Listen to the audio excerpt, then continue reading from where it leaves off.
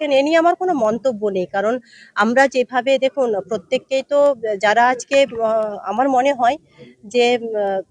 এই মুহূর্তে আমাদের উচিত দলের প্রতি একজন জেলা পরিষদ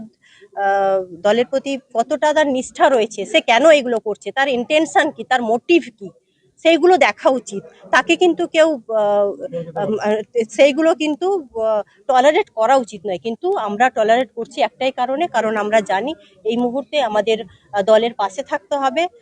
দলের ঊর্ধ্বে কিছু নয় বা কেউ নয়, বরাবরই চেষ্টা করি সকলকে নিয়ে চলার, টিম ওয়াইজ কাজ করার। কিন্তু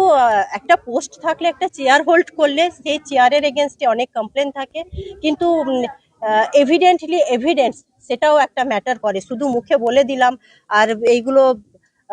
নিয়ে ছড়াছড়ি, এগুলো নোংরামো আমার বিবেকে বাধে বা আমাদের অনেকেরই বিবেকে বাধে, এবং তাদের বা তার রুচির সাথে আমাদের রুচি যায় না। আর আমি তাকে তিনি আমার মায়ের বয়সী মহিলা, তিনাকে আমি যথেষ্ট সম্মান করি, কিন্তু আমার মনে হয়েছে যে এগুলো নিয়ে কিছু বলা উচিত নয়, কারণ আলটিমেটলি দলকে আমি মানে জেলার যারা সিনিয়র লিডাররা আছেন,